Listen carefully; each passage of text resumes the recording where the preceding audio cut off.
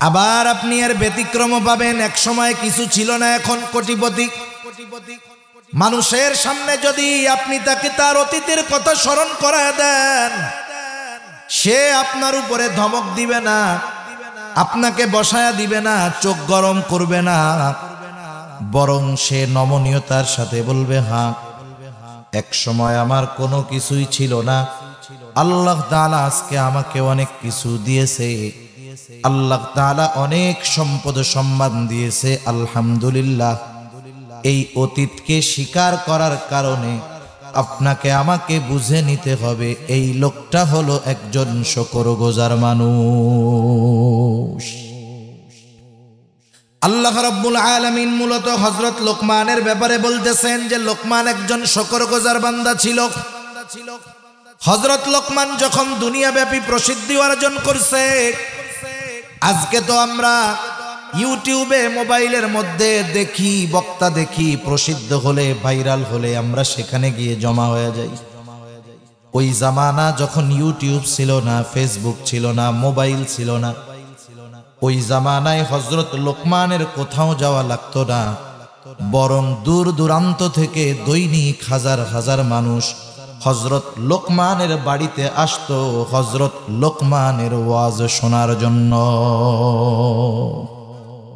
এখন তো মনে করেন বিশাল প্যান্ডেল বানায়া, মাইক অ্যানাউন্স কইরা, এরপরে বসার ব্যবস্থা কইরা, কত জায়গায় খেচুড়ি দিয়া, অনেক জায়গায় দেয় না মাহফিলের পরে খেচুড়ি, এইটা দিয়াও লোকজন নসিহত শুনতে আসে না, ওয়াজ শুনতে আসে না।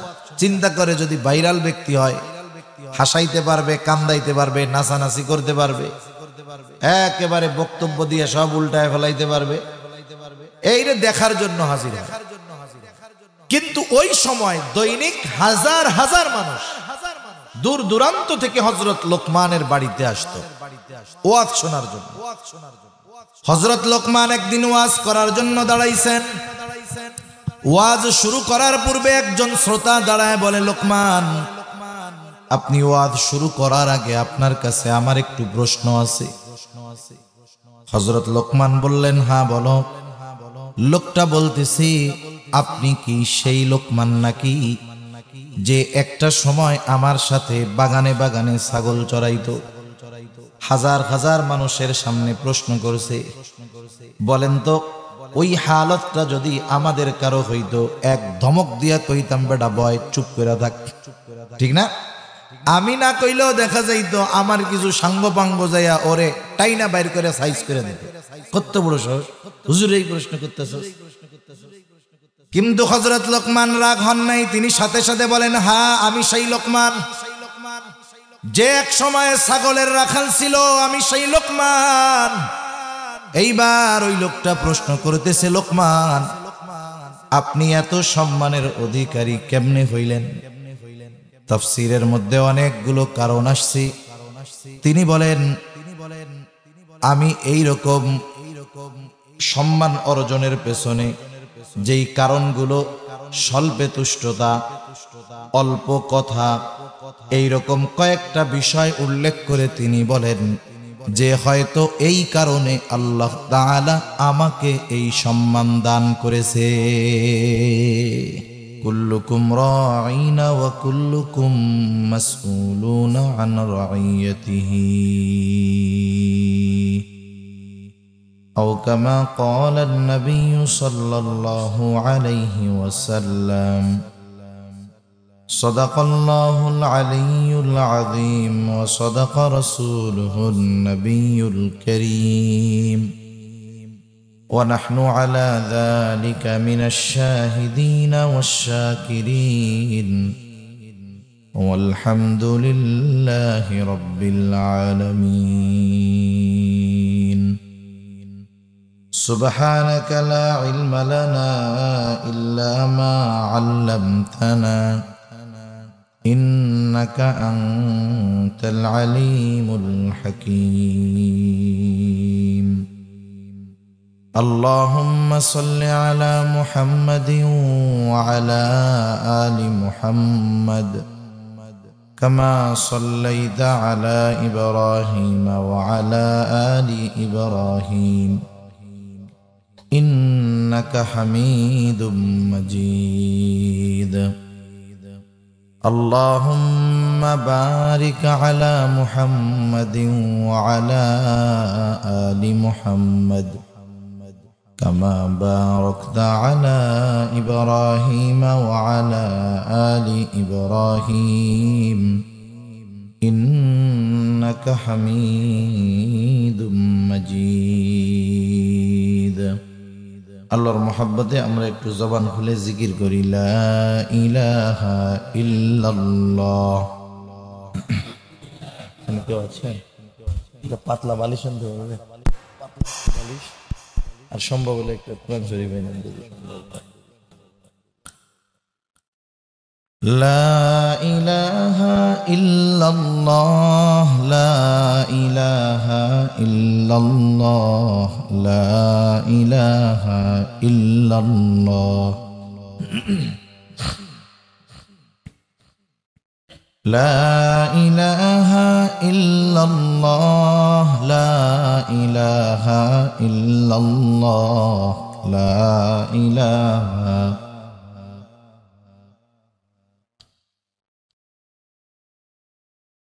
لا إله إلا الله محمد رسول الله صلى الله عليه وسلم। আলহামদুলিল্লাহ, ঐতিহ্যবাহী কিশোরগঞ্জ জেলার অন্তর্গত কটিয়াদি থানাধীন আচমিতা গাংকুলপাড়া ইসলামিয়া কওমিয়া মদিনাতুল উলুম মাদ্রাসা এর উদ্যোগে 40তম ইসলামী মহাসম্মেলনের সম্মানিত শ্রদ্ধেয় সভাপতি, সহসভাপতি, প্রধান অতিথি, বিশেষ অতিথিবৃন্দ সহ সম্মানিত শ্রদ্ধেয় উলামায়ে কেরাম, সামনে উপস্থিত মুরব্বিয়ানে কেরাম, সমবয়সী যুবক বন্ধু, স্নেহের ছোট ভাই এবং পর্দার অন্তরালে অবস্থানরতা সম্মানিতা শ্রদ্ধা মা ও বোন, দয়াময় আল্লাহ রব্বুল আলামিনের দরবারে অগণিত শুকর যে মহান মালিক আমাদের হায়াতে বরকত দিয়ে সুস্থ রেখে দীর্ঘ রাত পর্যন্ত উলামায়ে কেরামের জবান থেকে বহুত গুরুত্বপূর্ণ কথা শ্রবণ করবার, আমাকেও আপনাদের খেদমতে কিছু কথা বলবার সুযোগ যে মহান মালিক দান করেছেন, সে মহান মালিককে খুশি করার জন্য মহব্বতের সাথে জবান খুলে অন্তর থেকে আমরা একবার কালিমাতুশ শুকর পাঠ করি আলহামদুলিল্লাহ। অগণিত দুরুদ ও সালাম সৈয়দুল আম্বিয়া, আশরাফুল আম্বিয়া, খাতামুল আম্বিয়া, ইমামুল মুরসালিন, রহমাতুল লিল আলামিন মুহাম্মাদুর রাসূলুল্লাহ সাল্লাল্লাহু আলাইহি ওয়াসাল্লামের উপর। যেহেতু রাত অনেক, শীতের দিন, 11টা মানে হলো গরমকালের প্রায় রাত 2টা, প্রায় রাত 2টা গরমকালের হিসাবে। সেই দীর্ঘ সময় এশার নামাজ হয়তো 7:15 বা 7টার সময় হইছে। দীর্ঘ সময় এক জায়গায় বসে থাকা এটা কষ্টকর ব্যাপার। আর একটা বিষয় হলো, রাত যত বেশি হয় মাহফিলে, অন্যান্যদের অবস্থা যা হোক তা হোক, নামাজিদের টেনশন তত বাড়ে, ঠিক কিনা বলেন? দেখবেন মাহফিলের মধ্যে অনেক জায়গায় দীর্ঘ রাত বয়ান চলতেছে, ওয়াইজ বলে চলবে, শ্রোতারা বলে হ্যাঁ চলবে। কতক্ষণ চলবে? বলে সারা রাত চলবে। যারা গলা ফাটায় বলে সারা রাত চলবে, একটাও ফজরের নামাজ পড়ে না, একটাও ফজরের নামাজ পড়ে না। সারা দুনিয়ার সব মাহফিল যদি একদিকে রাখা হয়, ফজরের 2 রাকাত ফরজ নামাজকে যদি একদিকে রাখা হয়, নিঃসন্দেহে ফজরের 2 রাকাত ফরজ নামাজের ওজনটা বেশি হবে, ঠিক কিনা বলেন? আর একটা কথা হইতে পারে, আগে তো সারা রাত হইতো, সারা রাত মাহফিল হতো, সেটার বিষয়টা ভিন্ন। ওই প্রস্তুতি নিয়েই মানুষেরা মাঠে আসতো, সারা রাত থাকতো, কেউ শুয়ে থাকতো, ওয়াজ চলতো, ফজরের সময় আজান হইছে, দোয়া হইতো, নামাজ পড়ে যার যার বাড়ি চলে যাইত, সেটা বিষয় ভিন্ন। কিন্তু যখনই মধ্যরাত হবে, এ রাতটা যত গভীর হবে, ফজরের নামাজির তথা নামাজির নামাজ কাজা হওয়ার আশঙ্কা তত বেড়ে যাবে, ঠিক কিনা বলেন? ওয়াজ মাহফিলগুলোর বিভিন্ন উদ্দেশ্য থাকে। মূল উদ্দেশ্য হতে হবে যে আল্লাহ তাআলার পথের পথিক হওয়া। ওয়াজ মাহফিলের উদ্দেশ্য হবে বেনামাজি নামাজি হবে, বদ্দিন দিনওয়ালা হবে, সুন্নাতবিহীন মানুষ সুন্নাতওয়ালা হবে। এটা হবে মূল উদ্দেশ্য। সাথে সাথে দ্বীনি প্রতিষ্ঠানের সাথে সম্পৃক্ত মাহফিলগুলো কিছু মাদ্রাসার কল্যাণের জন্য মানুষের কাছে কিছু বলা হয়, মানুষ ও মাদ্রাসার মহব্বতে, আল্লাহর মহব্বতে মানুষও কিছু সহযোগিতা করে। এটা হলো দ্বিতীয় সাবজেক্ট। কিন্তু প্রথম বিষয় হলো ওয়াজ মাহফিল আমলহীন মানুষ আমলি হবে, বেনামাজি নামাজি হবে, দিনহীন মানুষ দিনদার হবে। এটাই তো মূল উদ্দেশ্য নাকি? এখন দেখা যায় যদি ওয়াজ মাহফিল গভীর রাত করতে গিয়ে নামাজ কাজা হয়ে যায়, তাহলে ওই ওয়াজ মাহফিল আমাদের পরিবর্তনের কারণ তো হবেই না, বরং দেখা যাবে অনেক সময় এটা আমাদের ক্ষতির কারণ হয়ে দাঁড়াতে পারে। ঠিক কিনা বলেন? তা যাই হোক, আমি আপনাদের খেদমতে পবিত্র কোরআনুল কারীমের অন্যতম প্রসিদ্ধ এক সূরা, সূরা লুকমান থেকে কয়েকটা আয়াত তিলাওয়াত করেছি। আল্লাহ তাআলার কাছে তৌফিক চাই, আয়াতগুলোকে সামনে রেখে আল্লাহ তাআলা কিছু কথা বলার সুযোগ আমাকে দান করেন, যে কথাগুলো আমাদের সবার দুনিয়া এবং আখিরাতের জন্য কল্যাণ করা হয়। সকলে বলি আমিন। আসলে কিছু কথা না বললেই নয়, পোস্টারটা দেখাও কিছু কথা বলতে মন চাইতেছে। দেখেন, একটা মানুষ, কিছু শব্দ আছে, শব্দের যথাযথ স্থানে ব্যবহার না করার কারণে সেই শব্দের ওজন নষ্ট হয়ে যায়। যেমন কিছু শব্দ আছে ব্যবহারের কারণে ওইটা গালিতে পরিণত হয়। যেমন স্ত্রীর ভাই, ছোট ভাইরে কি বলে বলেন তো? শালা। এটা কিন্তু আসলে গালি ছিল না, এটা তো একটা শব্দ, স্ত্রীর ছোট ভাই। এখন কেউ যদি আরেকজনরে শালা বইলা কিছু বলে, তাহলে খুশি হবে না গালি মনে করবে? কারণ এই শব্দটা গালি হিসাবে ব্যবহার হতে হতে এখন এই শব্দটা কেউ স্বাভাবিক শব্দ মনে করে না, এটারে সবাই গালি মনে করে। এজন্য শব্দ শব্দের জায়গায় ব্যবহার যদি না করা হয়, তাহলে এটা মোটামুটি গালি দেওয়ার মতো হয়ে যায় আর কি। এই যে আল্লামা শব্দ ব্যবহার হয়েছে, এটা কত ওজনদার এক শব্দ, কিন্তু আমরা সাধারণভাবে ব্যবহার করে বসলাম। কাউকে খুশি করার জন্য অতিরঞ্জন করা, অথবা মানুষের সামনে তাকে খুব বড় আকারে উপস্থাপন করার জন্য সে যা না তা বলা, এটাও এক ধরনের ভুল, খেয়ানতের শামিল। যদি হয়তো কর্তৃপক্ষ মোহাব্বত করে লেখছে, বড় মনে করে লেখছে, কিন্তু বিষয়টা করা ঠিক না। আমাদের আকাবিরদের ইতিহাস যদি আমরা পড়ি, দেখা যাবে ওনাদের নামের সাথে কোনো লকব নাই, উপাধি নাই। কাসেম নানুতুবি রহমাতুল্লাহি আলাইহি, আমাদের এই কওমি ধারার মাদ্রাসা যেগুলো, যেই মাদ্রাসাগুলোর মূল হলো দেওবন্দ, এই দেওবন্দি মাদ্রাসার তথা দারুল উলুম দেওবন্দের প্রতিষ্ঠাতাদের একজন হলেন কাসেম নানুতুবি রহমাতুল্লাহি আলাইহি। উনি তো এক জবরদস্ত আলেম ছিলেন। ওনার নামের আগে কেউ মাওলানা বললে উনি মানা করতেন। ওনার নাম প্রসিদ্ধ ছিল মৌলভী কাসেম। প্রসিদ্ধ ছিল কি বলেন তো? মৌলভী কাসেম। উনি নিজের নামের আগে মাওলানা লাগানোটাকেও পছন্দ করেন না। কিন্তু এখনের অবস্থা তো এরকম, আমরাও একজনের কণ্ঠ ভালো, একটু কথা কইতে পারে, ফেসবুকে ওয়াজ আছে, ইউটিউবে আছে, আসলে লোক জড়ো হয়, এই গুণগুলো যখন পাই তখন তাকে আল্লামা লাগায় দেই। অনেকে আবার এমনও হয় আল্লামা না লাগানোর কারণেও বেজার হয়। ঠিক কিনা বলেন? তা যাই হোক, শব্দ শব্দের জায়গায় আমরা ব্যবহার করব, নাইলে ওই শব্দের যেই ওজন সেটা ঠিক থাকবে না। বাংলাদেশের প্রথিযশা একজন লেখক মাওলানা জাইনুল আবেদিন, উনি ওনার এক বক্তব্যে এক তরবিয়াতি মাহফিলে ছাত্রদের সামনে উনি বলতেছেন, শীতের সময় কাউকে আল্লামা বলা এটা আমার কাছে ছোটখাটো একটা গালি মনে হয়। একটা উদাহরণ দিলে বুঝতে সহজ হবে।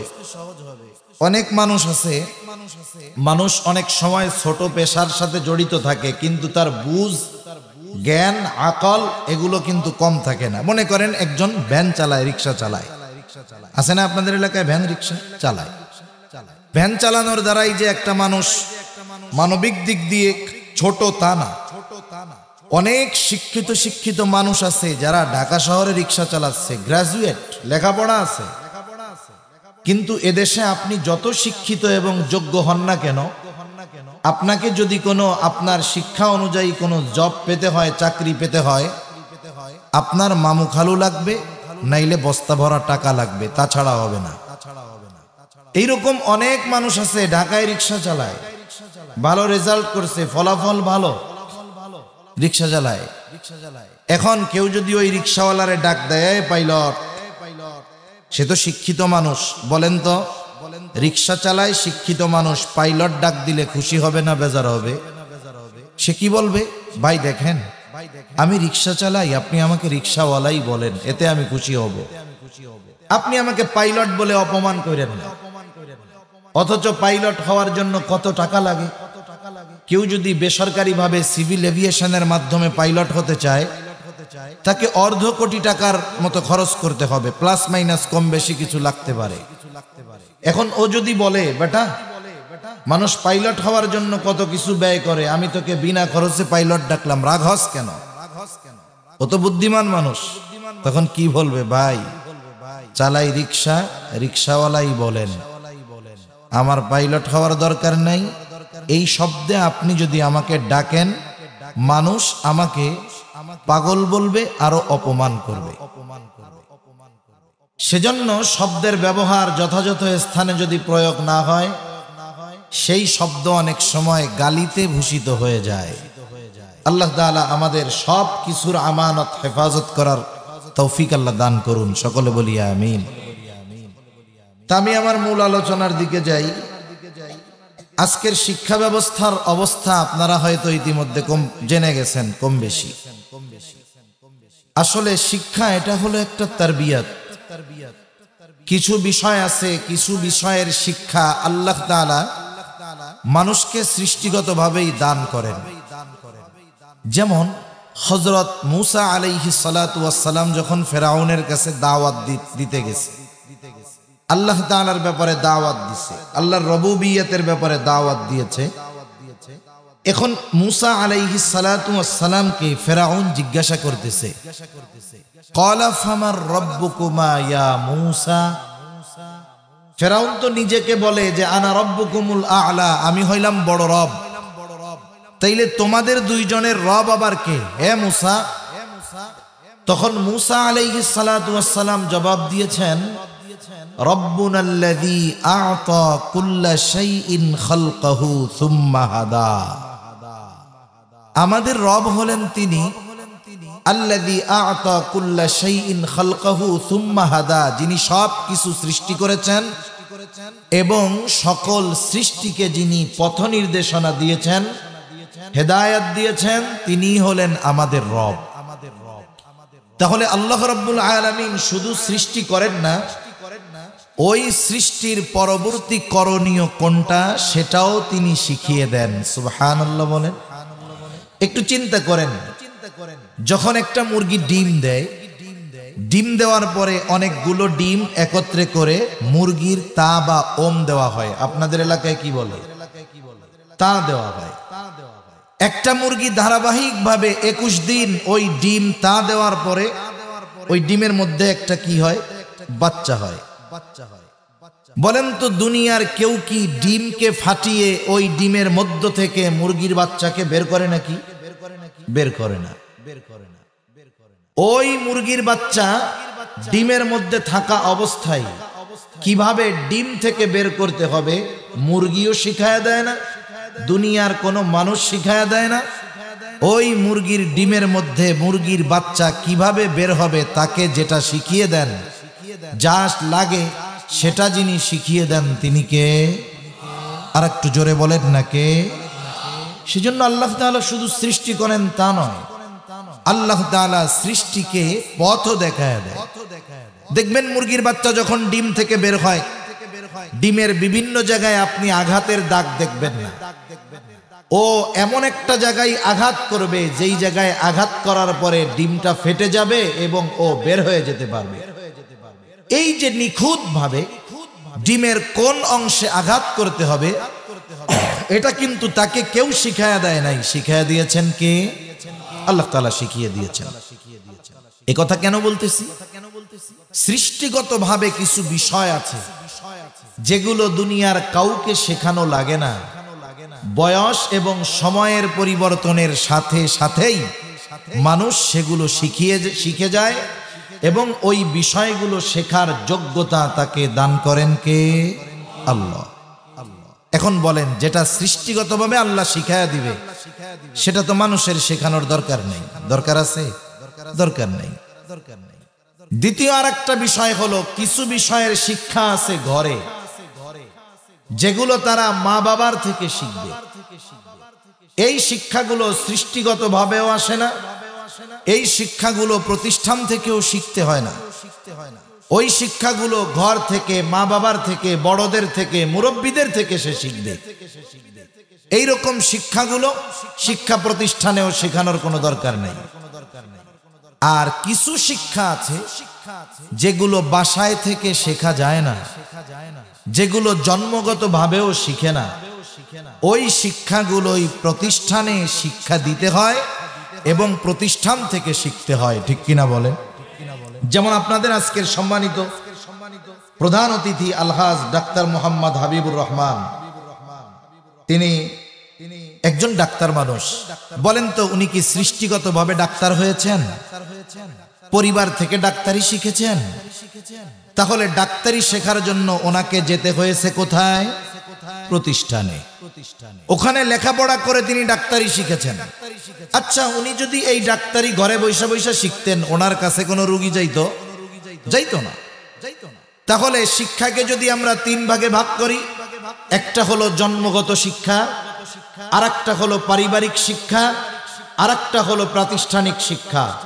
মনে রাখতে হবে, ফ্যাসাদ তো তখনই লাগবে যখন পরিবারের শিক্ষাটা প্রতিষ্ঠান দিতে যাবে, প্রতিষ্ঠানের শিক্ষাটা পরিবার দিতে যাবে, তখন হযবরল হবে, উল্টাপাল্টা হবে, শিক্ষা ব্যবস্থা ধ্বংস হবে এবং ওই শিক্ষায় শিক্ষিত যারা, তারা আগামীতে এ জাতিকেও ধ্বংস করবে, ঠিক কিনা বলেন? কেমনে বিছানায় ঘুমাইতে হয়, কেমনে কি করতে হয়, নির্ধারিত সময় আসলে প্রাপ্তবয়স্ক নারীরা কি করবে, মেয়েরা কি করবে, এসব শিক্ষা পরিবার থেকে হবে। কেমনে আলু ভর্তা বানাতে হবে, কেমনে ডিম রান্না করতে হবে, কেমনে তরকারি রান্না করতে হবে, এগুলো পরিবার থেকে শিখবে। প্রতিষ্ঠান থেকে যেগুলো শিক্ষা দেওয়ার, ওগুলোই শেখাতে হবে। তা না হলে কি হবে? এই যে সংঘর্ষের কারণে লেখাপড়াও হবে না, মান নষ্ট হবে, আগামী প্রজন্ম ধ্বংস হবে, ঠিক কিনা বলেন? আচ্ছা বলেন তো, আপনাদের ছোট ছোট বাচ্চা যারা আছে, স্কুলেও যায় নাই, ওদেরকে কি গরুর ডাক, ছাগলের ডাক শিখায় দেওয়া লাগে? আরে একটু বড় হলেই তো ছাগল দেখা ব্যবা করা শিখে যায়, একটু বুঝতে শিখলেই তো গরু দেখা বুঝে। গরু ডাকে কেমনে? কয় হাম্বা হাম্বা। কাক ডাকে কেমনে? বলে কা কা। এটা 3 বছর বয়সে শিখে। আর আফসোসের ব্যাপার, আজকের শিক্ষা ব্যবস্থায় এই ব্যাঙের ঘ্যাঙর ঘ্যাঙর, সাইকেল চালানো টিং টিং টিং টিং, তারপরে গরুর হাম্বা হাম্বা, ছাগলের ভ্যা ভ্যা ভ্যা, এইগুলো শিখানোর জন্য আমাদের শিক্ষকদেরকে ট্রেনিং দেওয়া হচ্ছে, ঠিক কিনা বলেন? আমি বুঝতেছি না এদেরকে এনারা কি লেখাপড়া শিখাবে, নাকি মানুষগুলো স্কুলে পাঠায়া গরু ছাগল বানাবে, আল্লাহ তাআলাই ভালো জানে। সেজন্য সম্মানিত উপস্থিতি, আমাদের খুব চিন্তা ভাবনা করে আগামীর সিদ্ধান্তগুলো নিতে হবে যে আমাদের এই সন্তানগুলো কোন শিক্ষায় শিক্ষিত করলে বাস্তবে মানুষে পরিণত হবে, কোন শিক্ষায় শিক্ষিত হলে সে আমার জন্য দুনিয়া আখিরাতের সম্পদে পরিণত হবে। এই বিষয়ের সিদ্ধান্ত আমাদেরকে খুব ভেবে চিন্তে নিতে হবে এবং চূড়ান্ত সিদ্ধান্তে পৌঁছাতে হবে যে আমি আমার সন্তান তথা আগামী প্রজন্মকে কোন পথে পরিচালিত করব, ঠিক কিনা বলে? বাস্তবতা হলো, সন্তানের তালিম, তারবিয়াত গড়ে তোলার পদ্ধতি পরিপূর্ণভাবে ইসলাম আমাদেরকে শিক্ষা দিয়েছে। আজকে যে আয়াতগুলো আমি আপনাদের খেদমতে তিলাওয়াত করেছি, এগুলো মূলত একটা সন্তানকে সম্পদে পরিণত করার অন্যতম একটা মাধ্যম। এখানে যার নসিহতগুলো আছে সেই ব্যক্তির নাম হলো হযরত লোকমান। তাফসীরের মধ্যে আসছে তিনি একজন বিজ্ঞ লোক ছিলেন, তবে নবী ছিলেন না। এই হযরত লোকমান তার সন্তানকে কিছু উপদেশ দিয়েছেন। আল্লাহ তাআলার কাছে হযরত লোকমানের এই উপদেশগুলো এত পছন্দনীয় হয়েছে যে আল্লাহ তাআলা ওনার নামে একটা সূরা নাজিল করে এবং উনি তার সন্তানদেরকে যেই উপদেশ দিয়েছেন সেই উপদেশগুলো এই সূরার মধ্যে আল্লাহ তাআলা নাজিল করেছেন। সুবহানাল্লাহ। এখান থেকে একটা বিষয় শিক্ষণীয়, বাবা নসিহত করতেছে সন্তানকে।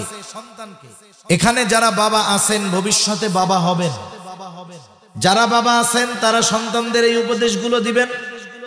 যারা আল্লাহ চাইলে ভবিষ্যতে বাবা হবেন, তারা যখন বাবা হবেন সন্তানদেরকে এই উপদেশগুলো যদি দেন, এই উপদেশের আলোকে যদি গড়ে তুলেন, ইনশাআল্লাহ ওই সন্তান দুনিয়া আখিরাতের সম্পদে পরিণত হবে ইনশাআল্লাহ। তা হযরত লোকমানের নসিহতগুলো বর্ণনা করার পূর্বে আল্লাহ তাআলা হযরত লোকমানের একটু পরিচয় তুলে ধরতেছেন। কেন? কারণ একজন বিজ্ঞ মানুষ, শিক্ষিত মানুষ, দামি মানুষ, তাকে যদি কেউ না চিনে, তাকে যদি কেউ না জানে, তাহলে তার কথা, তার কথার মূল্যায়ন কেউ করবে না। যদি তাকে মানুষেরা চিনে, তার পরিচয় জানে, তাহলে তার এবং তার কথার মূল্যায়ন মানুষ করবে তাকে চেনার কারণে। অপরিচিত ব্যক্তিকে যত প্রসিদ্ধ ব্যক্তি পরিচিত করিয়ে দিবে, ওই অপরিচিত ব্যক্তির গ্রহণযোগ্যতা সমাজে তত বাড়বে। যেমন মনে করেন আপনাদের এলাকায় মনে করেন একজন অপরিচিত লোক আসছে, ওই তেতুলিয়ার এমপি সাহেব, আপনারা তো কেউ তাকে চিনেন না, আমিও চিনি না। এখন উনি একজন এমপি, সম্মানিত মানুষ, আপনাদের এলাকায় যখন আসবে, আপনারা কেউ যখন না চিনবেন, আপনাদের কাছে সে একজন সাধারণ মানুষের মতোই মানুষ, ঠিক কিনা বলেন? কিন্তু আপনাদের এমপি সাহেব যদি বিশাল জনসভার মধ্যে পরিচয় করায় দেয় যে ভাইরা আমার পাশে যিনি, ইনাকে তো আপনারা চিনেন না, ইনি এদেশের অমুক এলাকার একজন এমপি, রানিং এমপি। এখন বলেন তো, একটু আগে ওই লোকের যেই গ্রহণযোগ্যতা আপনাদের মধ্যে ছিল, পরিচয় জানার পরে তার গ্রহণযোগ্যতা আপনাদের মধ্যে বাড়বে না কমবে? নিঃসন্দেহে বাড়বে। এখন যদি ওই লোকের পরিচয় বাংলাদেশের প্রধানমন্ত্রী করায় দেয়, বলেন তো প্রধানমন্ত্রীর পরিচয় করিয়ে দেওয়ার কারণে ওই অপরিচিত লোকের গ্রহণযোগ্যতা আগের চাইতে বাড়বে না কমবে? বাড়বে। হযরত লোকমানের পরিচয় দুনিয়ার কেউ করায়া দিচ্ছেন না, যিনি করায়া দিয়েছেন তিনি কে? আল্লাহ। আল্লাহ তাআলা হযরত লোকমানের পরিচয় আমাদেরকে জানাচ্ছেন। আল্লাহ তাআলা বলেন, ওয়ালাকাদ আতাইনা লুকমানাল হিকমাতা আনিশকুরু লিল্লাহ। আল্লাহ রাব্বুল আলামিন বলেন, আমি হযরত লোকমানকে হিকমত দান করেছি। তাফসীরের মধ্যে আসছে হযরত লোকমানের কাছে দুটো জিনিস পেশ করা হয়েছে, একটা হলো নবুয়ত আর একটা হলো হিকমত। সুযোগ দেওয়া হয়েছে, লোকমান আপনি যদি চান নবুয়ত গ্রহণ করতে পারেন, যদি চান হিকমত গ্রহণ করতে পারেন। প্রত্যেকটা নবী হিকমতওয়ালা, কোনো সন্দেহ নাই। হিকমতের তুলনায় নবুয়ত অনেক মর্যাদাপূর্ণ একটা বিষয়। হযরত লোকমানের সুযোগ থাকার পরেও তিনি নবুয়ত গ্রহণ না করে হিকমতকে তিনি গ্রহণ করেছেন। জিজ্ঞাসা করা হলো, লোকমান নবুয়তের মতো দায়িত্ব নেওয়ার সুযোগ থাকার পরেও কেন আপনি হিকমতকে গ্রহণ করলেন? হযরত লোকমান বললেন, শোনো, একটা হলো দায়িত্ব দেওয়া আর একটা হলো সুযোগ দেওয়া। একটা হলো দায়িত্ব দেওয়া আর একটা হলো দায়িত্ব নেওয়া। এই দুটোর মাঝে তফাৎ আছে। আল্লাহ তাআলা যদি আমাকে নিজের থেকে নবুয়ত দিতে চাইতেন, তাহলে দ্বিতীয় কোনো অপশন আমাকে দিতেন না, সরাসরি আমাকে নবুয়ত দান করতেন। আর ওই নবুয়তের জিম্মাদারি পালন করার জন্য যত ব্যবস্থাপনা দরকার, সব ব্যবস্থাপনা আল্লাহ তাআলাই গ্রহণ করতেন। যেহেতু আল্লাহ তাআলা আমাকে সরাসরি নবুয়ত দেন নাই, বরং দুটো থেকে একটা বেছে নেওয়ার সুযোগ দিয়েছেন। এখন আমি যদি নবুয়াতকে গ্রহণ করতাম আর ওই জিম্মাদারি পালন করতে গিয়ে কোনো ত্রুটি বিচ্যুতি হতো, তাহলে আল্লাহ তাআলার সামনে জবাবদিহিতার কাঠগড়ায় দাঁড়ানো লাগতো। এই জন্য আমি নবুয়াতকে গ্রহণ না করে হিকমতকে গ্রহণ করেছি। আর হযরত লোকমান আসলেও একজন হিকমতওয়ালা লোক ছিলেন, যার কথা এবং কর্মের ভিতরে হিকমত পাওয়া যাইত। কথা কর্মের মধ্যে প্রজ্ঞা নিহিত থাকত। হযরত লোকমান জীবনের প্রারম্ভে ছাগলের রাখাল ছিলেন। এক লোকের ছাগল চড়াইতেন। একদিন ছাগলের মালিক এসে বলে, লোকমান, আমার জন্য একটা ছাগল জবাই করে আনো আর ছাগলের সর্বোৎকৃষ্ট অংশ আমার সামনে হাজির করো। হযরত লোকমান একটা ছাগল জবাই করলেন। ছাগল জবাই করবার পরে ছাগলের হৃৎপিণ্ড আর জিহ্বা, এই দুই অংশ মালিকের সামনে আইনা হাজির করলেন যে মালিক, এটা হলো সর্বোৎকৃষ্ট অংশ।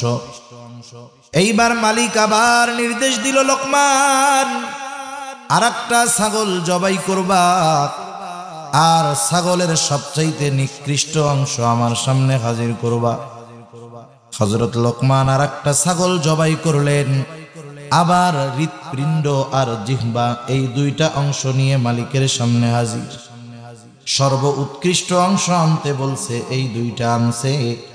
সবচাইতে নিকৃষ্ট অংশ আনতে বলেছে, এই দুইটাই আনছে। মালিক বলে, লোকমান, তুমি কি আমার সাথে মজা করো নাকি? লোকমান এবার জবাবে বলে, মালিক, কারো যদি এই দুইটা অংশ ভালো হয়ে যায় তথা জবান আর অন্তর ভালো হয়ে যায়, সে সর্ব উৎকৃষ্ট হয়ে যায়। আর যার এই দুইটা জিনিস নিকৃষ্ট হয়ে যায়, সে সবচাইতে নিকৃষ্ট হয়ে যায়। হযরত লোকমান শুধু প্রজ্ঞাবান একজন ব্যক্তি ছিলেন না, বরং তিনি একজন শুকরগুজার বান্দা ছিলেন। হযরত লোকমান শুকরগুজার বান্দা ছিলেন। যখন তিনি গোটা দুনিয়া ব্যাপী প্রসিদ্ধি অর্জন করেছেন, জীবনের প্রথম অবস্থার কথা তিনি ভুলে যান নাই। আমাদের সমাজে অনেক মানুষ এমন আছে, একটা সময় গায়ের পোশাক কেনার টাকা ছিল না, পায়ে দেওয়ার জুতা ছিল না। সময়ের পরিবর্তন, এখন হাজার কোটি টাকার মালিক। এই রকম লোক কম বেশি আমাদের দেশে আছে না নাই? এক সময় কিছু ছিল না, এখন কোটিপতি। আপনি যদি তাকে তার বন্ধুদের সামনে গিয়ে অতীতে